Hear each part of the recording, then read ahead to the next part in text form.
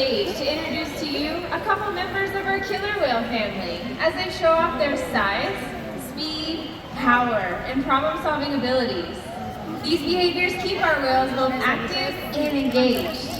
SeaWorld's killer whales have inspired generations to care for our natural world, and we're excited to share their story with you today. Killer whales are the ocean's top predator. They use cooperation and communication, not just size and strength, to take their place at the top of the ocean's food web. At the bottom are small animals, like krill. At the top, the apex predator, the killer whale.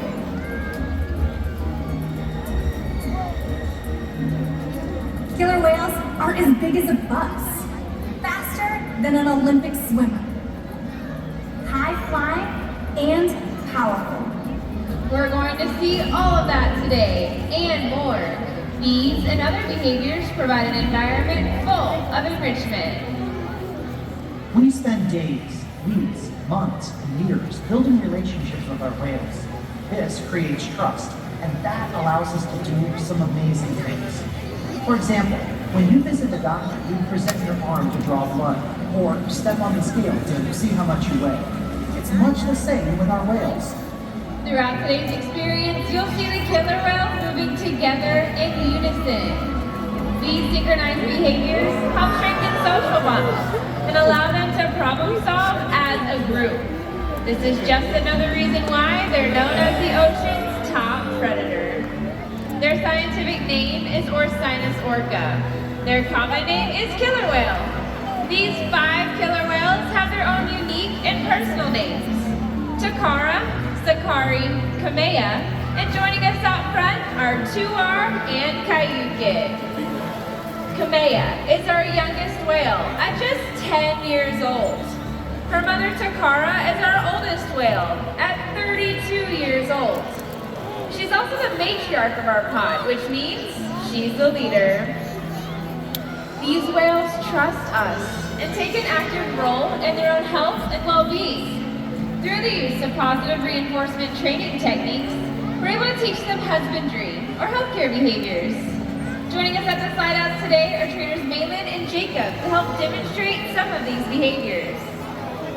One of the very first behaviors we train the whales is what's called a fluke present. And that's where the whales will present their tail flukes to the trainer, just as both Tuar and Kayuke are demonstrating right now. In this position, we get a great look at their entire underside of their bodies, but we also have access to the easy-to-see shallow veins that are located on the underside of their tail flukes.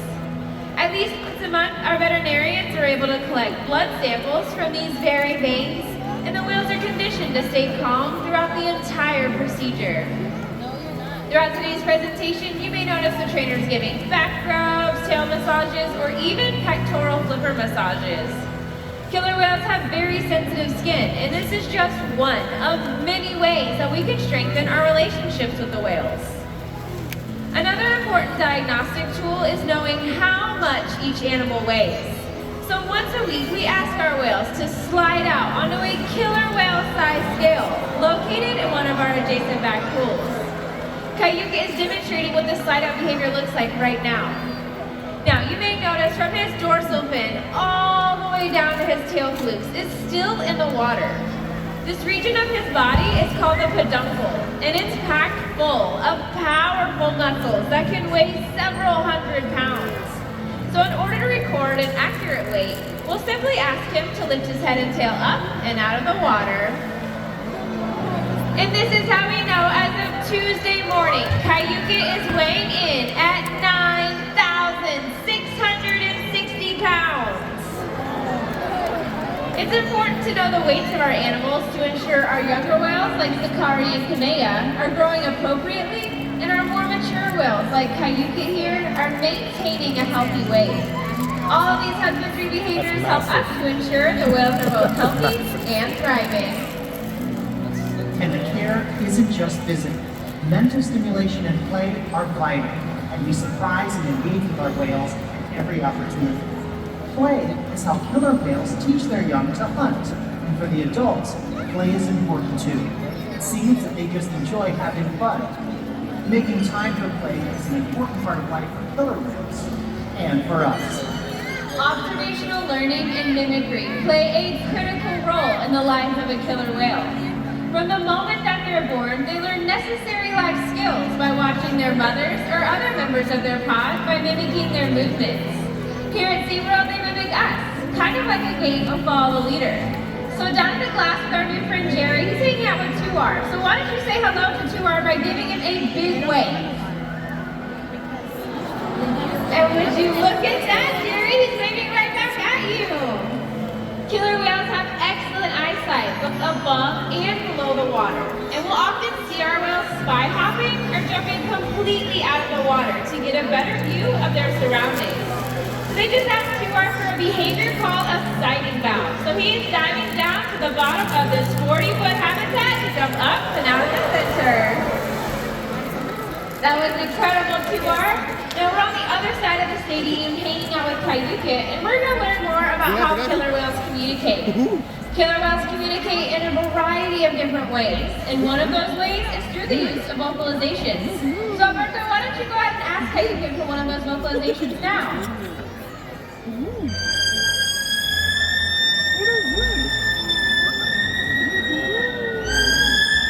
That was beautiful, Kayuka! Did you know that scientists believe when a whale leaps out of the water and comes crashing back down, it's a way of making their presence known? You see, sound travels 4.5 times faster in the water than it does through air. So when a whale leaps out of the water and comes crashing back down, that's called a breach, and it can be heard for miles.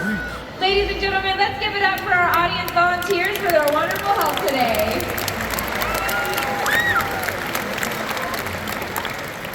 As you can see, killer whales can communicate by leaping out of the water and making a huge splash.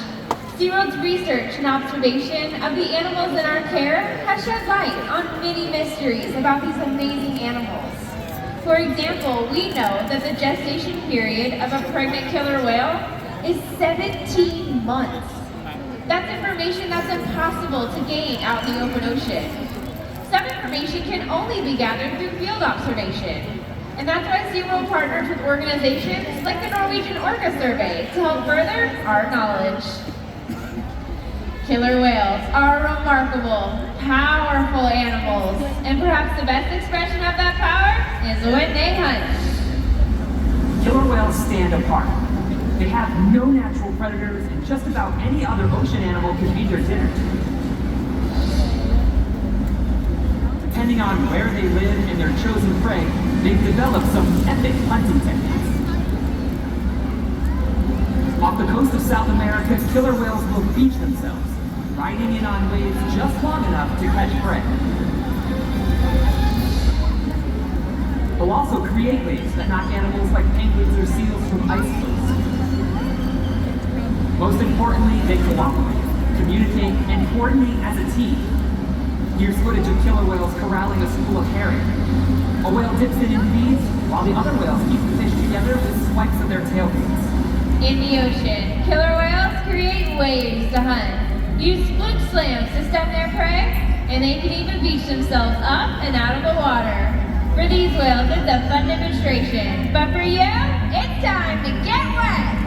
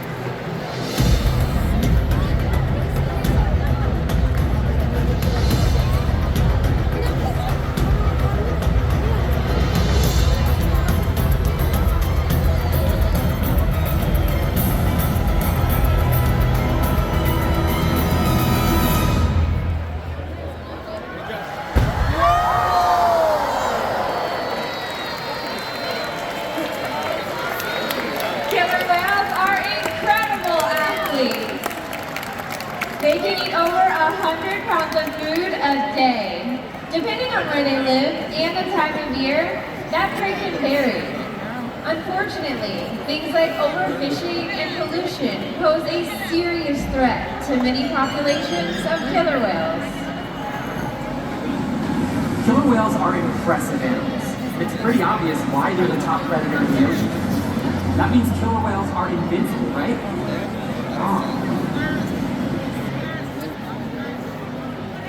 Killer whales depend on a plentiful food source and a clean environment. They're completely dominant, yet completely dependent.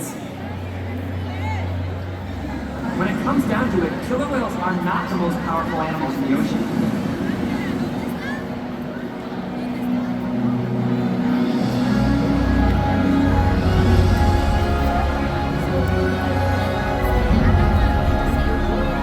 Their future depends on you. Through your actions. Through the choices we all make. We hold the future of killer whales and the oceans in our hands. Killer whales continue to surprise and amaze us. They're the perfect ambassador of the ocean, limitless, connected, powerful, but still vulnerable. The challenges that we face can seem insurmountable. Don't give up. Be inspired. We can make a difference. The ocean needs our help, and that seems overwhelming. But together, we can make it happen. There's so much to learn. So much to protect. So much to explore. The killer whale story is still being written. And there are simple things we all can do to make a difference. All it takes is one choice. One positive act. One ripple that can grow and grow. And change the world. Together, we've got this.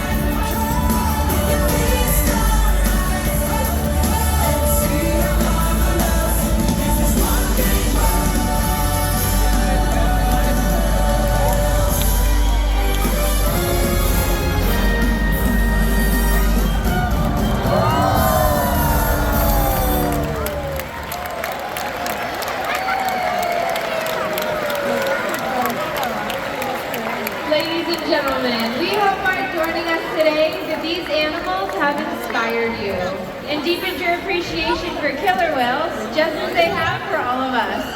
We will continue to learn from the animals in our care, and we hope that you will too. Thank you so much for visiting, and enjoy the rest of your day right here at SeaWorld San Antonio. Goodbye, everyone.